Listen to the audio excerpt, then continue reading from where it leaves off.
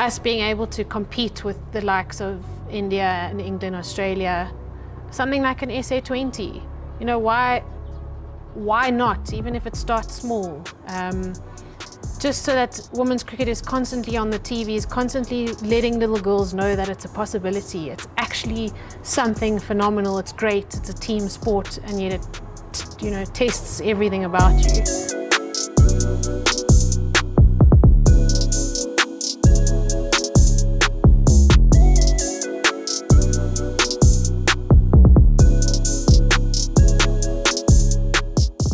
You have to choose one between being a medical doctor and being a cricketer.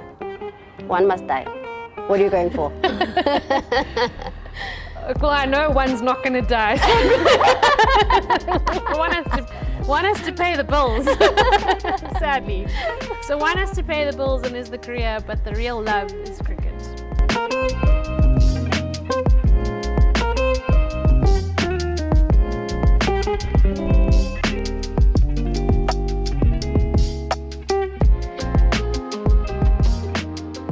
Hello and welcome to the Pitchside Podcast, the home of authentic cricket stories. And today I've got a special guest. It is Dr. Kirstie Thomson, who is a full-time cricketer, but also juggles being a full-time medical doctor. And today we get to unpack her journey and how she's able to do both. Dr. Kirstie Thomson, welcome and thank you so much for joining me today. Thank you so much for having me. Do you love the title that comes with being a doctor? I don't. I think it makes me proud, but it's also one of those things when you cringe slightly in your soul. Like, I know when you book a flight and you're trying to book your ticket, and they ask you to, there's like the little drop-down menu and it asks your title. I always click Mrs. because I'm like, I don't want to, I don't. But Doc, you've studied for so many years. How many years is it? And you still don't want the title? No, it's still going. I don't know. I'm still studying. It doesn't feel like it ends.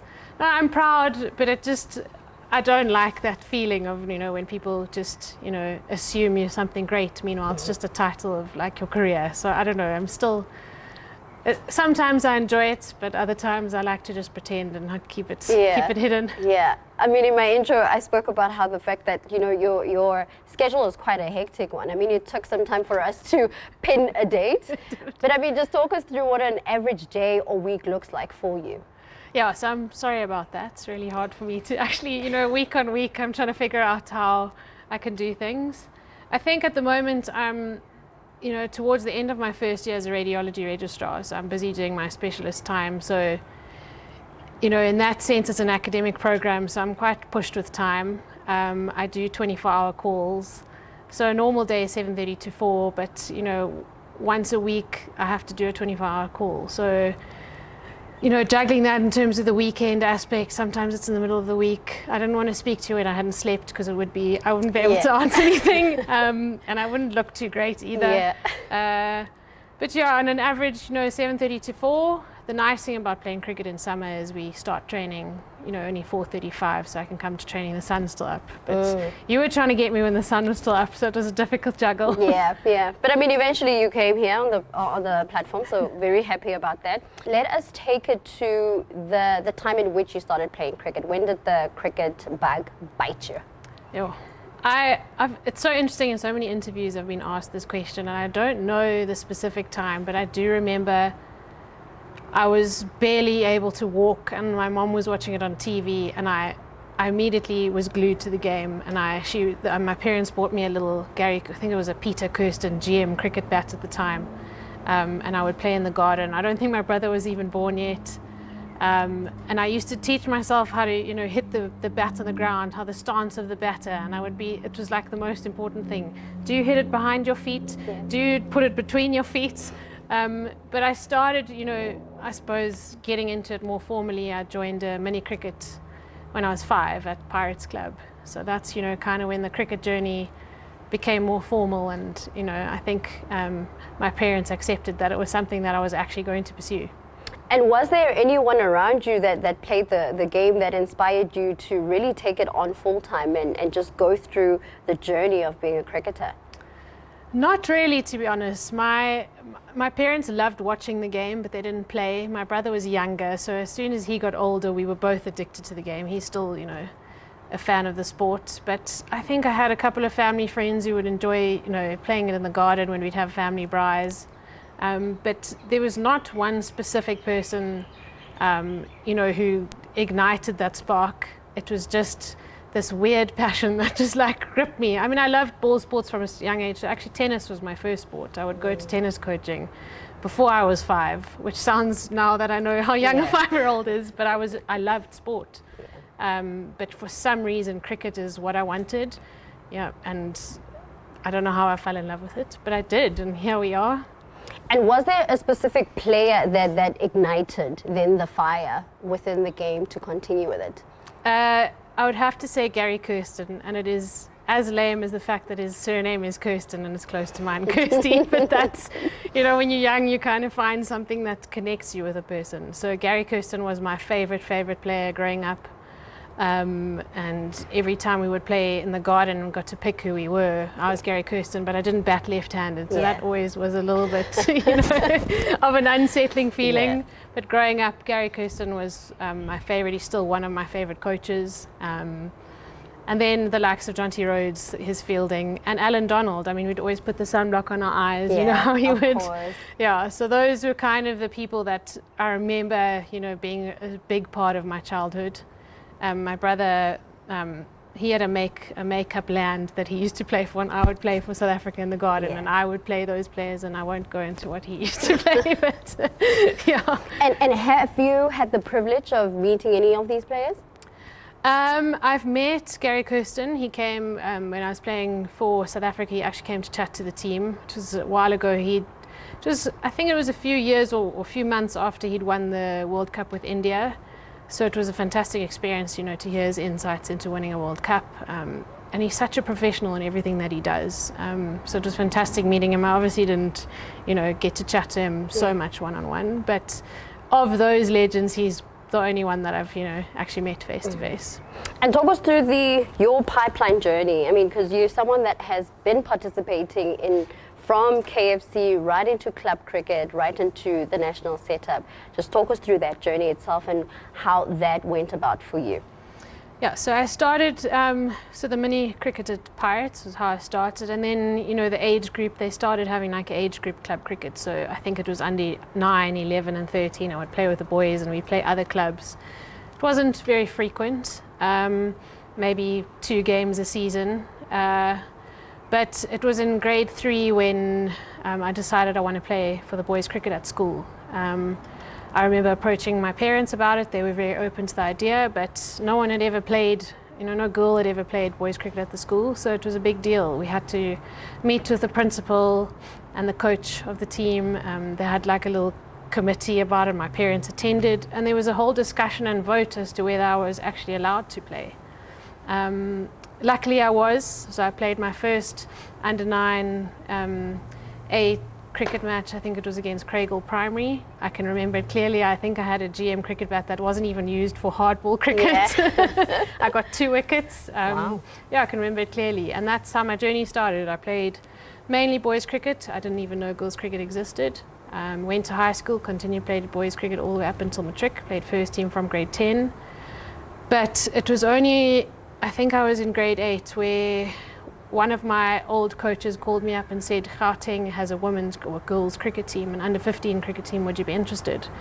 And I remember going to the trials. It was at Sturrock Park by Wits, and there were about 15 or 20 girls my age interested in cricket, and it was the first time in my entire life that I'd ever met another girl who was as addicted and as passionate about the game. And these girls were talented. They had the exact same stories as me, played boys cricket, were outcasts in society per se, but just fell in love with the sport.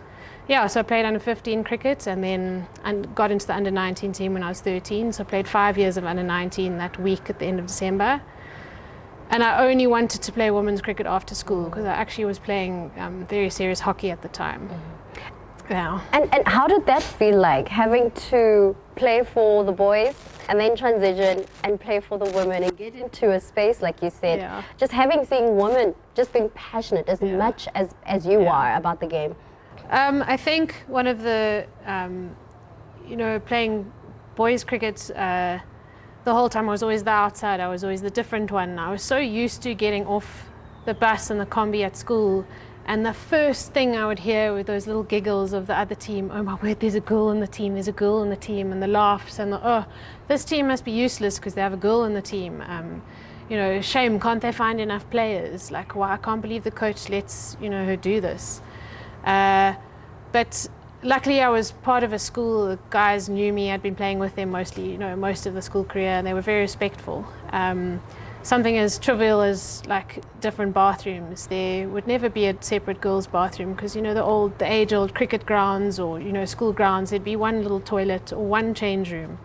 And, you know, people don't think about that aspect, but teenage boys, teenage girls, it's something that's quite awkward.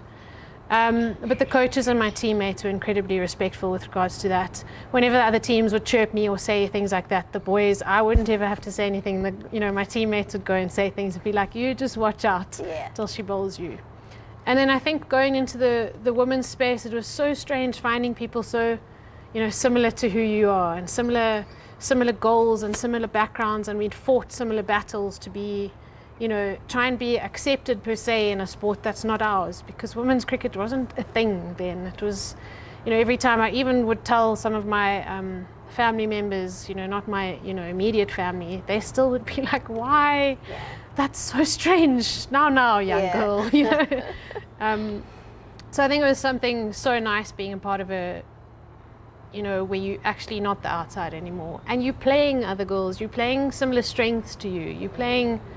And the actual the dynamics of the game was different. I think that for me, in boys cricket, I was more of a bowler. And then as soon as I got into women's cricket, I was better at batting. So even in that sense, my dynamic as a cricketer had changed. But the knowledge that I'd gained from boys cricket was incredible because I brought that into the girls' space. And I think that helped me, even to this day, helped me in terms of my cricket brain. I think I, you know, garnered that from boys cricket because they are so pushed and pushed and pushed from a young age that and you speak about being chirped. I want to hear the most funniest chirp story ever. Oh, I don't know what I can say in front of the camera, unfortunately, because some of them were really dirty. Were definitely things that I can't repeat. I'd be batting and I heard things that I'm like, I definitely cannot repeat that. But the most common thing was, do you wear a box? I mean, I don't know why boys think that it is the funniest, you know, most hilarious thing in the entire world, asking a female if she wears a box. Every time I would play, you know, meet someone who understood or learned that I played cricket, that would be the first question, even to this day. Some of my colleagues, I will never forget, a couple of months ago, he found out I play women's cricket, and I could hear he was like shifting in his chair, and he's like, I want to ask you something. And I'm like, if you ask me if I wear a box, you are the same as those little naive boys back in the day. But no, I got chirped about my sports bra all the time. About my hair sticking out my helmet, about being weaker all the time, you know, I'm not fast enough, not, you know. But it's so strange to like talk about these things. I'm like, how did I actually react as a kid? But I don't know how I did. I just would play the game. I would be like, I would walk to the top of my mark and I would bowl. I was in grade 6 at a school in Johannesburg, and I think it was like the middle of my over, and a father walked onto the field. And he said to my coach, he's like, if you do not get this girl off this field right now, I'm taking my son away. This is a disgrace to cricket. How do you let her play and ruin the game? And my coach, I remember he was quite a tall man, and he just told this, you know, the father where to get off basically. And his son was batting, and the very next ball I bowled him middle stump. It was and this kid cried the entire way from when he got out, the entire way off the field he cried. And it's just all these little moments, and I was like, yeah, you know what, I deserve to be here. I deserve to love this game that you all call your game. Why can't I? You know what? Why am I so different? I obviously am able to have the skill set. Yes, maybe as we got older they were stronger and faster, but you know, why can I not love the game? So. And that skill set led you to make your debut for the national side. When was it when you realized that playing for the national side would be a dream that could potentially come true for you? I think when I started playing under 19 women's cricket, I remember my first tour some of the SA players at that time, Charlize van der Westhuizen, Griselda Brits, they were still in the, I don't think Griselda, but a few of those players were in the under-19 setup. They were in their matric years. And I saw the skills that these girls had. And I learned that cricket, you know, you could play for your country. And in 2005, I went to watch, or 2003, I can't remember, when the Women's World Cup was in South Africa. I went to go watch those games, and I was still in school. And they were playing Australia, and you're like, this is the most incredible. This is like the height of women's cricket. The level of cricket was good. So I think in my under-19 years, I decided actually maybe cricket is something that, you know, I can strive for, because at the time I was looking more to go to the Olympics with hockey, to be honest, because it was something that was, you know, more plausible per se. But yeah, then I started playing women's cricket, and it was maybe when I started to perform for the provincial team that I thought maybe it's actually a possibility that I can get there, and I made it one of my goals, you know, from the get-go. And talk us through the provincial side of things and being part of Lions, and how it groomed you to be the player that could eventually be able to play for the national side. So when I, you know, stepped into that under-19 side, I was 12 years old. I only turned 13 at the end of the year. So I went on tour with these really tall, you know, taller than me, bigger than me, strong girls, and they were in matric. What did I know? I was this little, so I came into this setup where I had to not fend for myself, but I had to build character strong, you know, very quickly. I had to be someone, you know, someone independent, someone who I didn't want to be seen as, you know, the weak, small little one. So I think I always found mentors in that space, which was really nice. You know, there'd be girls that I'd see that were really good, and they taught me so many things. And throughout my cricket journey, I can always think of someone who did that. You know, in my under-19 years, then my early provincial years, it was someone like Dillian Blanche, who played for South Africa for, I think, until she was 39 years old. I mean, her record is insane. She was averaging, you know, like close to 50, and people don't even know who she was. And yet, you know, that's the type of person that's professional in everything she did. I don't think they earned much, or if even anything. But playing for the Lions, you know, back in the day, we used to get one white shirt. It was Red Bull cricket. It was always a men's large, whatever leftover kit there was. The white pants were some Sportsman's Warehouse pants that were always way too big, but my mom would try alter it. You'd roll it up a million times, try not to chip on the things. But thinking back in my early years of Gauteng, even in the early women's space, we were all players that absolutely loved the game. We were passionate about it. It was what we loved. We got paid nothing. Most of us were studying something or had full-time jobs because you had to. There was no other option. And yet you would get a practice filled with players, at least 10 players every session. Players would always be fit. Players would always be keen. There was never, you know, a challenge because we all loved the game, and the only thing we had was passion. So I'm actually really glad that I had, you know, that experience. But, you know, coming back now into the space where it's completely changed, Lions has always been a part of who I am, and they have supported me. Obviously now so much more, because there is, you know, the opportunity. The fact that we're sitting here at the Wanderers and I can say this is my home ground is huge. I never had a home ground. It would be some school that didn't have a boys' cricket match, so we'd play there. You know. And at that point, did you think that, could you potentially see into the future and think that there would be a time where women's cricket would be professionalized like it is now? I'm going to be honest with you and say it was very difficult to see something like that, because when I played for the national team, we played teams like England, who were fully professional, and they were so miles ahead of us. They were just so much better than us in every aspect. And I couldn't see that bridge. I couldn't foresee how that bridge would be gapped. I didn't know if it was possible. And the same as provincial. I mean, up until the time I left, it was still, you know, we didn't really have a ground. We were wearing the same kit. So to be honest with you, no. That's why I'm going to be honest, why I left to make a career, because I felt like I had to. I didn't think it would be possible that I could play, you know, the game that I love and be paid for it. Before we even delve into you moving away from the game, let's go to 2009 when you made your debut against West Indies. And of course, these games were not televised. Yeah. So you would have to be our eyes and our memory as Yeah. to what took place on that day. And do you remember singing the national anthem and how that day felt for you? Yeah, I think singing that national anthem is probably the most, where you feel the most emotion and the most passion, because it's a time for you to finally be silent in your head and you actually start to understand what you've done. Because, you know, as much as people say, no, the most incredible thing was wearing that green and gold, you don't actually think about it. You're so caught up in the moment, you're so stressed. I mean, the day before my debut, I had to fly, it was in Cape Town, I had to fly back to Johannesburg to write an exam because Vit said I wasn't allowed to miss the exam. I was doing a BSc at the time. Sure. And I flew and I landed at 11 o'clock the night before and played my debut the next day. I didn't even know if I was in the starting 11. The coach just like called me late that night and he's like, are you ready? And I'm like, am I even playing? He's like, of course you are. You're opening the batting. Wow. I was like, oh my goodness. So I think all of the emotions and stuff, you don't actually, you know, grasp what you're doing. It kind of just like, it happens. You've got your parents, and my brother was in the stands, a few sprinklings of parents, Yes. but that's all. There was no crowd. It was at Boyland Park.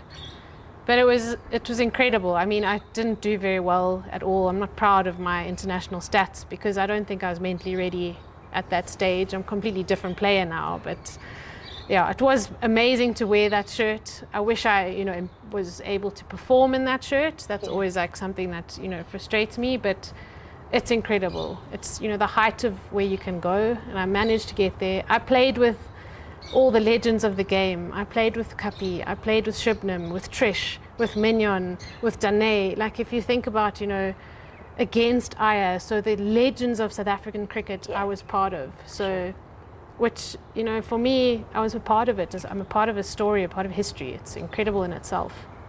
Why would you say that you were not mentally ready?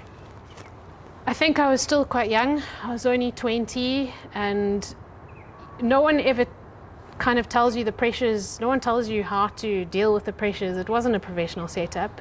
You'd play provincially, but it was so, I don't want to say amateur, but in a more chilled environment. You're playing at a random club or a random school, and you're just playing cricket, so you're free. Your mind is free. But the minute you start to perform and success comes, the pressures come. You know, people start telling you, you know, if you score X amount of runs in this season, you will be picked for South Africa. But once you get to South Africa, if you score X amount of runs, then you are good enough to be here. You know, it's kind of, you're always doubting yourself, am I even good enough to be here? Because then you see players like Sarah Taylor and all those English players, and you're like, I am not the same as this, or you don't think you are. So I don't think I was ever mentally ready. I know I wasn't emotionally ready. Which is sad because it's almost like I threw, you know, a dream away because I came in too early. I think I was too young, for not necessarily age-wise, but, you know, emotionally-wise. That's how I feel. I don't know. So do you think if maybe you had a little bit more mental strength, you would have been able to continue playing at that level and being able to perform and have stats that you're proud of today? It's a tough one. I think I definitely would have had to spend more time in the setup to actually develop myself, and that's what you needed. I mean, you know, players, you know, no one started performing from the get-go. You needed time in that setup to garner, like, you know, faith in yourself. So I think the moment that I left the game was the moment that I needed to stay for an extra year or two, to be able to like cement myself on the side. But sadly, it was a time where I had to make a decision. There was no, you know, I couldn't have done that. It was kind of like, it's either now or you have to drop this. And talk to us about that decision that you needed to make at that particular moment in time of your cricket career. So being a doctor was never something that I actually wanted. It was never anything I dreamed of. Really? Never, ever, ever. No one, I used to love the TV show ER. And someone once, I remember it was a family I was au pairing for, and they were like, if you could be anything in the world, what would you be? And I think I was 14 at the time, and I was like, I'd be a doctor. But I don't want to because I'm not smart enough. Sure. Because I only ever played sport. Academics was never, ever, ever part of who I was. You know, I was kind of the girl that played hockey and cricket and sport, and that's, you know, you kind of like pocket yourself. But when I started with a Bachelor of Science at Wits, my goal was to then do teaching afterwards. But some of the subjects we were doing, I was like, this is fascinating. And I started being like, actually, this is so interesting. And maybe it's you study something you're interested in, you're actually like, actually, I can study. Maybe I do have a brain. It's not. So it's only after my BSc that I thought, sure. I initially thought I wanted to do physio. I got into physio, but I thought, if I ever did physio, I'd probably want to make that jump into medicine. And I took a gap year where I only played cricket. I wrote the entrance exam for medicine, and I thought, you know what, if I get in, I'm going to have to make a decision. If I don't get in, I tried, and then I'll go into teaching. And then I got in, I got the phone call, I was playing England. Wow. Yeah, it was a series in Potchefstroom, we were playing England, and I got the phone call after one of the ODIs. We'd been absolutely pumped. I was benching that day, which also, and they called me, and I was like, well, this is the answer I needed. Sure. And I got into medicine, yeah. And I tried to balance it the first few months of med school, but it's impossible. They don't give you time off, to go to a... Were there moments of regret, though, when you decided to walk away from the game that you absolutely love to pursue medicine? Or were you fully invested and absolutely loved medicine to a point where you were comfortable with not coming back to the setup? I think, looking back, the whole medicine thing came at a time when I was in so much doubt about my cricketing space, and in so much emotional stress about the game because I was in that SA setup, that, to be honest, medicine was kind of like a way for me to just pretend that didn't exist, and I could use medicine as, oh, I've got something, I'm fine. And I could quickly chuck cricket away and pretend. And it was only after about 2 years, because I still played provincial cricket while I was studying, but I was scoring hundreds like there's no tomorrow because I didn't have that, that stress of, the selectors are watching And it's only looking back now that I definitely used that passion for medicine as a way to tell myself that I wasn't actually too weak. I wasn't mentally, but I was, sadly, looking back. So at least I was able to play provincial cricket while I was at med school, but saying, I will never forget writing that email to say I'm unavailable for SA selection. It's something no one ever should have to write, especially now. It's something that should never have to have been made, like a do or die. But sadly, the university said I'm not allowed to tour. I can't tour because med school is it's structured. It's and Cricket South Africa said we need an answer. If they say there's a camp for 10 days, you have to attend. You can't be different. So I wrote that email, and I'll never forget. I just said, I love the game. Thank you for the opportunities, but I'm now unavailable for selection for South Africa. Yeah. Sheesh. Do you remember your last game? My last game for SA, I think, we were in Bangladesh. We were playing World Cup qualifiers. It was quite a tumultuous time because the captaincy was changing. There was a lot of politics between the captain and the old captain and the coach. I was brought into it. I was finding my feet. Was I an all-rounder? I was battered at opening batter, then I was made a pinch hitter at 3, then I was pushed at number 7, then I came back. So I didn't really have a role, but I will never forget the coach said to me on the bus, he's like, I see you being in this team for a while, you've got what it takes. Are you going to commit? And I said, I will let you know once I've started medicine what my decision is. Okay, so you had 9 ODIs, right? And 60 20s. Let's say, scenario, you were in a good headspace, you were playing so well, and you could potentially see the future for yourself as a professional cricketer and yielding the necessary results that you would have dreamed for yourself.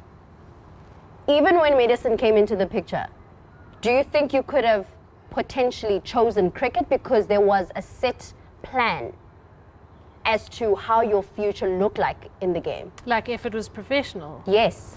I've thought about this so many times, and I honestly can't give you the answer. I've thought about, I'm actually angry. I'm too, I missed this, this golden generation of you have this opportunity to make cricket something. And I honestly don't know what my answer would be, because I didn't enjoy being labeled the girl that only played cricket. I didn't enjoy it. And I think having medicine it taught me so much about who I am, and it challenged me, and I think it gave me this, like, the mental strength and attributes that I now take onto the field. So I don't actually think that I would have been able to be, you know, the mentally capable player I am today without medicine, if I'm going to be honest, because medicine challenges you. There have been times when I've been faced, I know it's so cliched to say, but you're alone, you are junior, you don't know what you're doing, but literally the only person that can save this person's life is you. It's 2 o'clock in the morning, you haven't slept, your senior's in theatre, and you just have to back yourself. And I think time and time and time and time again, that keeps happening and it keeps happening. And you start to realize, oh, I actually can do this stuff, you know, like I'm capable. I can learn and I can teach myself and I can actually back myself. So, you know, I don't think mental strength was ever spoken about when I started playing cricket. It was always talent, but talent only took you to the top. To perform at the top, you need that mental strength.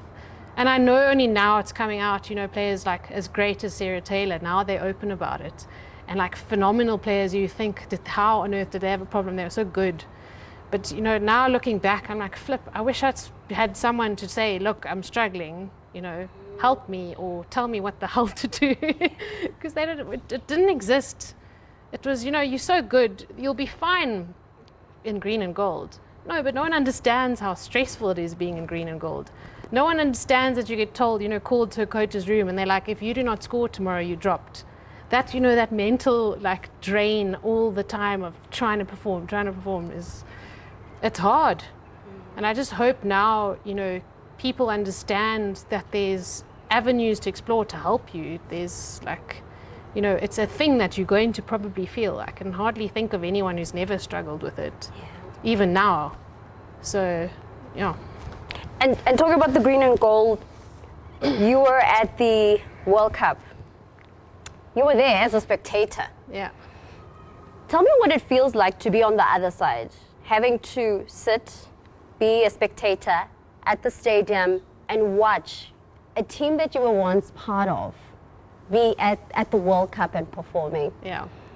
So the World Cup was probably one of the hardest, however long, 4 weeks, 6 weeks of my life. It was so hard. I wanted to be there so badly. It was like, it kind of like, it was so, I remember I flew to PE, we watched Australia play South Africa, and I stayed with my med school friends. So they were part of my medicine life.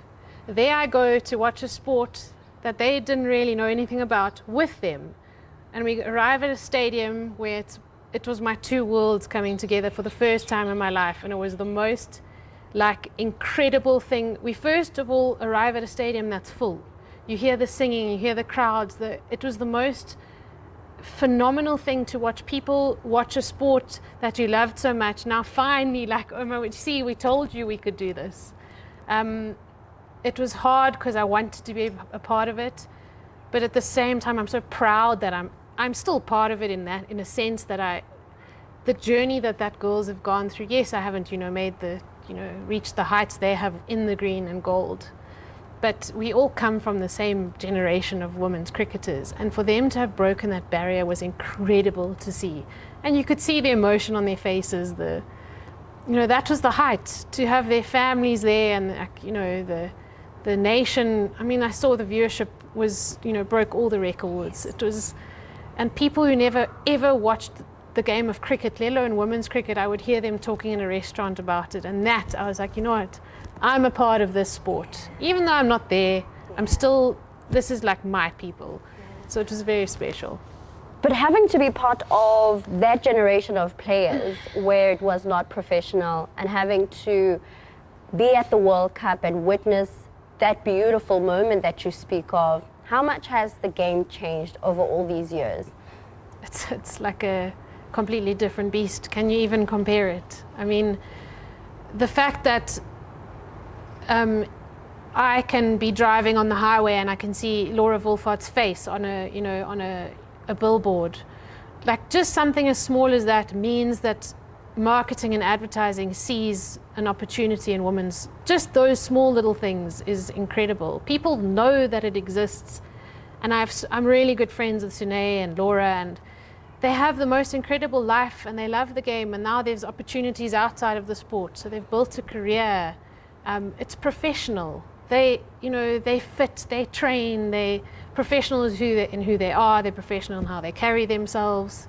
The provincial space is a completely different piece that I'm still trying to, the fact that I have kits with sponsors and it's not some overgrown extra large men's shirt, for 5 years is amazing. And we have backing, and it's phenomenal to see, and to I'm one of the only few left, sadly, that has bridged this gap.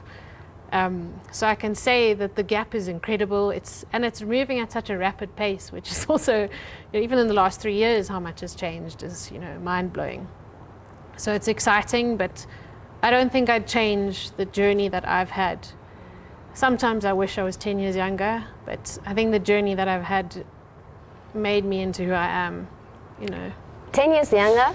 Because you think that you would have had an opportunity to then come back into the setup? Because, you were part of the emerging side in 2021. Yeah, so I did come back, and then I made the emerging, and I was like, my goal was, I'm not going to lie, I wanted to put that shirt on when I was emotionally ready. I wanted to actually, wear that green and gold. And then I got chosen for this emerging side, and I was told I was part of the ODI, possibly the ODI squad. And then it just I broke my wrist. And then it was just, sadly, the stars were not aligned. I tried, but at least I was able to go on a tour in a green and gold shirt. It's not the SA shirt, but I had my name on my back. I soaked up. I was in Bangladesh. I soaked up that experience, and I loved every single second of it. Instead of, I'm so terrified, I need to perform, and not even thinking. So even though it was just an emerging camp, it was still the most incredible experience to be like, I am good enough to still be here. And yes, maybe I could have still been here, but they gave me an opportunity. I tried to take it. I didn't take it with both hands. Because one hand was broken. Sadly was. Yeah. And so when did you put to bed the idea of officially coming back into the setup? Because it seems like that was also a dream. I wanted to make this last World Cup, the T20 World Cup squad. I did. I was performing. I made runs at the Super League. I did what I could. I just, they have their players the youngsters who they are in the setup. Sadly, you can kind of understand that because you're someone they can't potentially see a future with. But that was my goal. I pushed for it. I made it known. But now I've realized it's not going to happen, so I'm just going to play, provincial with everything I have, still represent that Lions badge, because they're the people that have backed me from, the days when we were nothing. So they're the people that still see us, my face is in the Wanderers tunnel. I didn't think that was even a thing, something like that. They see us as players and as people, and they know the journey and the hardships we've been through. So to play for them, how could I not? You speak about being part of Lions cricket and having a CEO like JONO Leaf, right, that sees you, that sees the women's players. How important is it to be seen and being part of such an exciting franchise? No, I don't even have words. I've spoken to so many of the other players in other franchises, and they are so frustrated at their unions because they fight on a daily basis for kit, for a venue, for a field. It's like the olden days, and I explain to them our situation and they cannot believe it. JONO has been, a lot of the times being in the setup, people would come and just say women's cricket or women's sport, yeah, we care. But they don't care. They just know that it has to be something they need to do. They have to, say a few little words and then it's done. But JONO has legitimately changed the face of women's cricket in this province. Yes, the CSA is given contracts and stuff, but the way JONO sees us and views us and levels the playing field, but at the same time expects professionalism. He expects you to still be of something to give back to the union, so he builds the character and the other things that he's done around just being a cricketer. Getting in, the coaching things into the girls, the fact that they possibly can study something, all those small little things to build the person as well as the cricketer. It's been fantastic, and that's why, in my last few seasons, I want to be a part of a mentorship role, however that, can happen, and seeing what JONO's done, you're like, it's actually possible. There's avenues for you to be able to give back like he's done. In years to come, what would you like to see women's cricket growing and expanding into? I think definitely, I think having from a national side full stadiums like the World Cup, that World Cup fever was amazing. Having full stadiums and national tournaments would be great. Us being able to compete with the likes of India and England, Australia, something like an SA20. You know, why not, even if it starts small? Just so that women's cricket is constantly on the TVs, constantly letting little girls know that it's a possibility. It's actually something phenomenal. It's great. It's a team sport, and yet it, you know, tests everything about you. And then in a domestic structure, yes, professionalism in the sense of the money aspect, so people can have a life, but trying to grow people around that. Coaches, you know, women's coaches, women's mentors, women managers. So just to look after the space that we're all going to be part of, to not just, you know, be like, oh, let's leave it, and then the professionalism is left. When you look at your journey over all these years participating in the game, what would you say you are most proud of? That is a very hard question.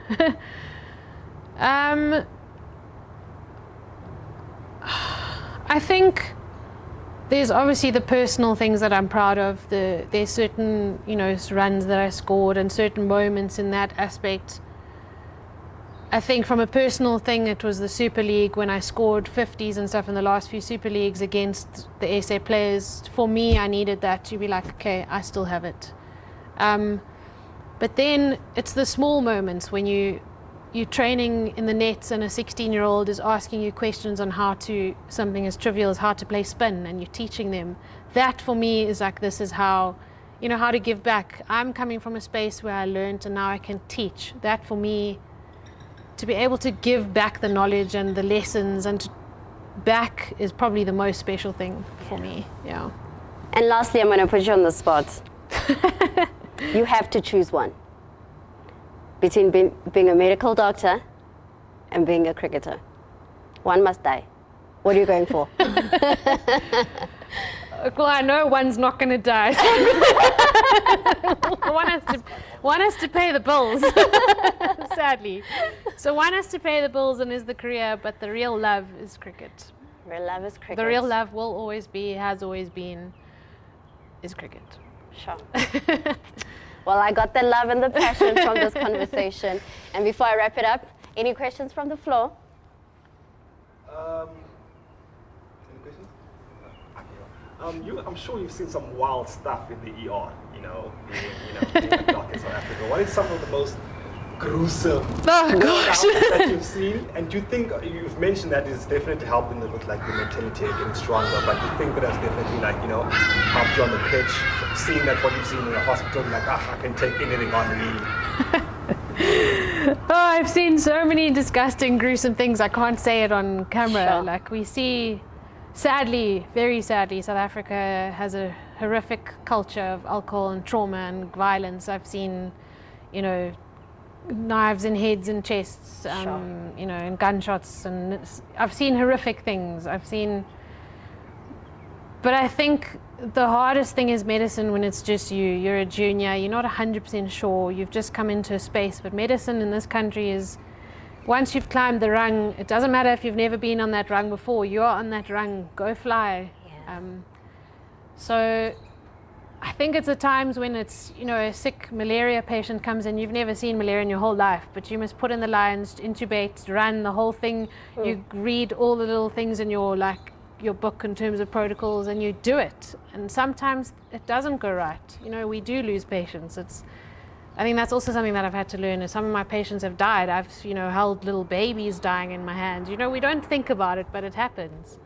No, I've seen ridiculous things, but I think it's the 36-hour shifts are probably the ones that are the hardest, when you fall asleep standing at the patient's bed. It's happened multiple times. You've been awake for 36 hours. The last time you went to the toilet was maybe 16 hours ago. Yeah. You haven't eaten. And And sadly, it's the toxic culture of medicine. It's a hierarchy. So you've got the big bosses and you fall in a rung, and it's the people we don't treat each other well in the medical fraternity. We harsh, once you climb that rung, sadly you treat the youngsters, as badly as you were treated. It's, I just stayed up for 36 hours, so you must. Or how dare you do this wrong? What is wrong with you, you idiot? I mean, I've seen, So it's a very tough question to answer. Yeah. But I've seen it all. And wait, I want you to expand on this. So when someone died in your watch, do you remember the first time it happened and how you felt? The first time it happened, and I think, so in med school, they kind of try and teach you how to deal with death and loss.